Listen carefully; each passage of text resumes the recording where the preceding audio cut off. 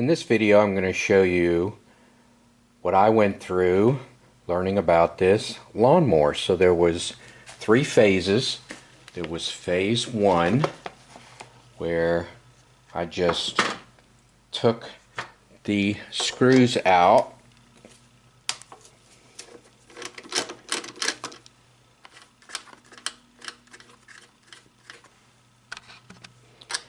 and when I took the other one out, you know, the gaskets and piece parts and automatic choke parts and just everything fell apart all over the place, and there are just a whole bunch of gaskets in there. So that was a mess. Phase 2 was buy a shop manual, and for the GCV 135, 140, 160, 190, and the GSV 190, they had a very good suggestion. And their suggestion was to install this temporary tool, if you will. And when you take a bolt out, you put your tool in, and you will have studs to slide your air cleaner, gaskets, carburetor, and everything else just right off. And when you reassemble it, the studs are there, and you just place them all on one on top of the other. Outstanding. However, getting back to phase 2, so you take your screw out,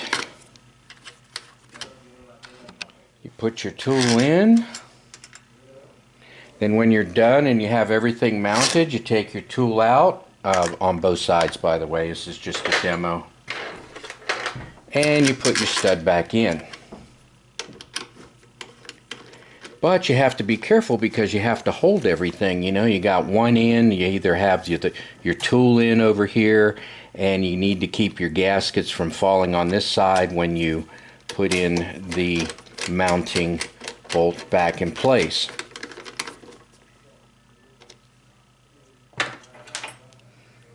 Then you take your tool out and, you know, put it in your toolbox for next time.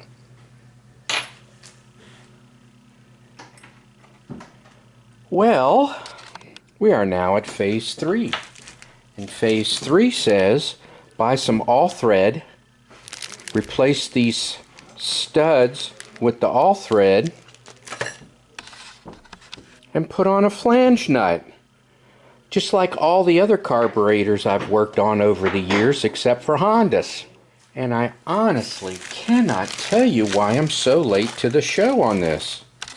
Now I do have some 100mm studs, if you will, and the problem is they're not threaded far enough in to stick out and be used as a mounting screw. Or you'd have to figure out exactly how long to make it and then allow this head to press up against the back of the air cleaner to lock it in place. You could do that too, I guess. Let's see how long it needs to be. Alright, so let's see. I'm gonna leave the outside one tight, and I'm gonna use the inside one as my master.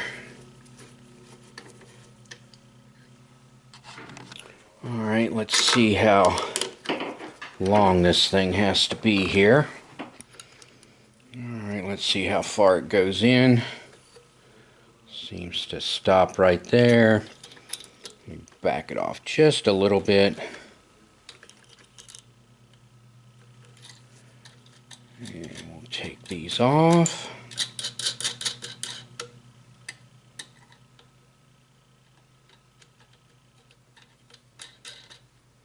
Put this on and run it on down.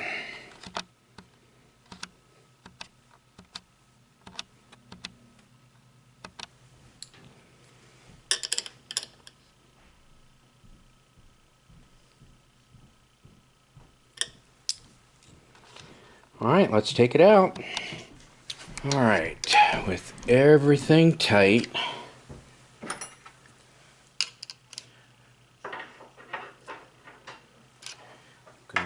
got a few extra threads sticking out here, so I'm going to mark it out a little bit for my cut line. And I'm going to take this guy out.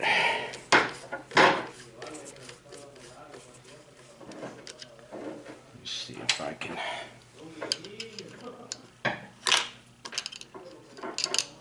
get this out here.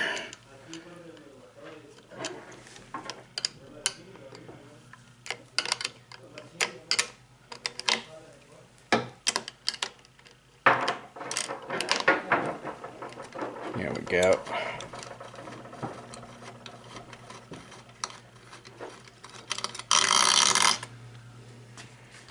Alright, let's see what we have. The original stud end to end is 92 millimeters because I need to take into account that the back of the air cleaner is going up against here, so I need room. I can't have the stud coming out too far. So the original full length is 92, close to 93.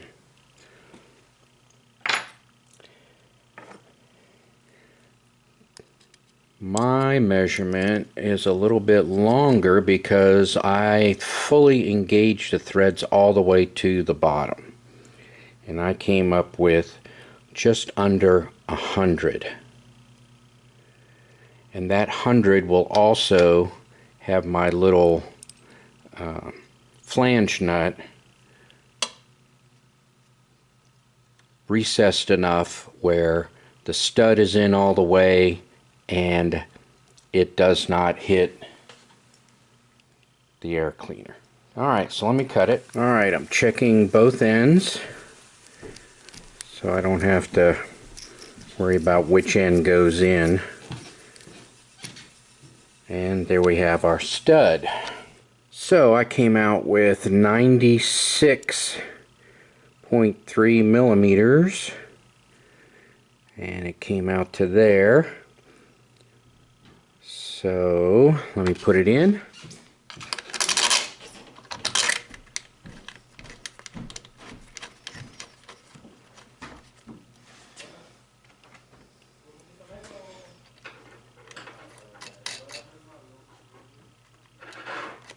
Alright, I'm in, and I double nutted it, and I was able to get the nuts off, and I triple checked it to make sure that it was in all the way, because my original measurement was what, closer to 100. I said 99. I actually cut it to 96.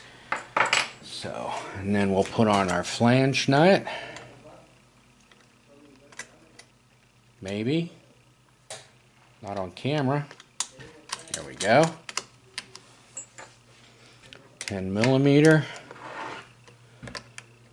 Squish it down a little bit.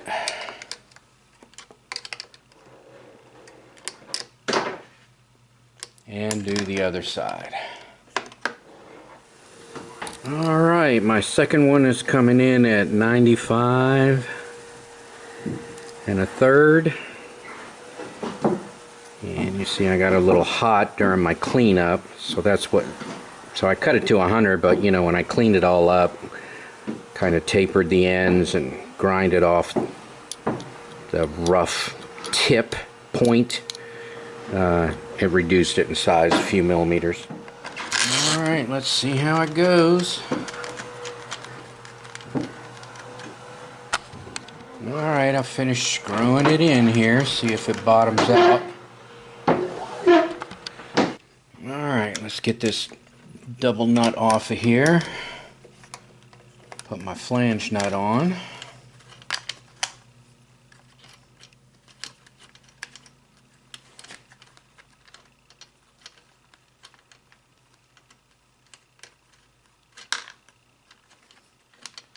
Make sure I'm on there all the way. Bottom that out. Flange nut on.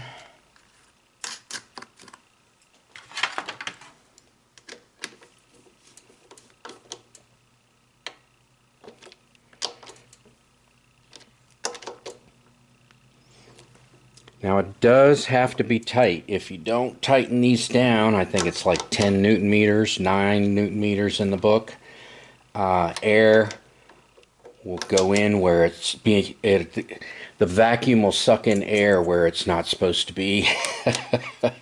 And you can see I got one a little bit longer than the other, and the air that gets sucked in will cause it to run erratically.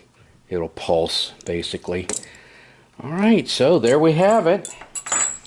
Now, anytime I want to work on it, clean the carburetor or whatever, I can just take my flange nuts off.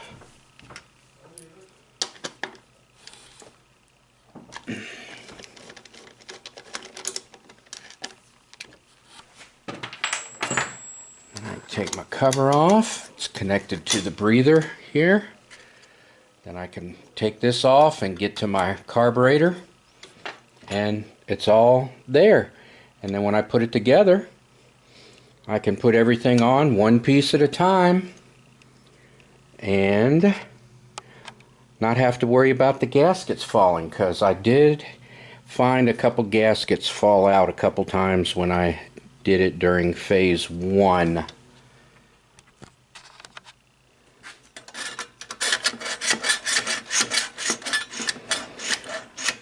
Alright, so now I can remove the carburetor and install the carburetor and not worry about missing gaskets or gaskets falling off to the side when I try and put the studs back in, because they're hidden.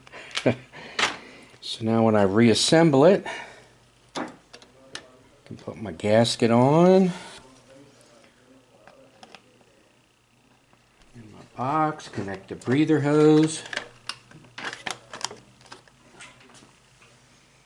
put my flange nuts on,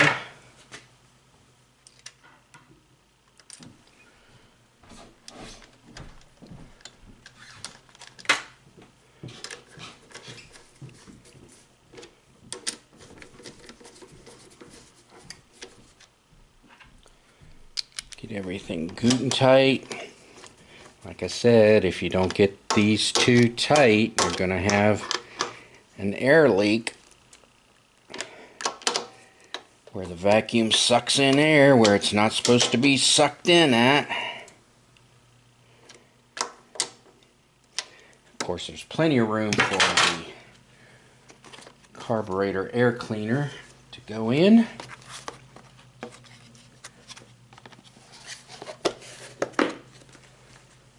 Ta-da! Mod complete. So, I don't know why I didn't think of that years ago, but anyway, thank you for watching my videos.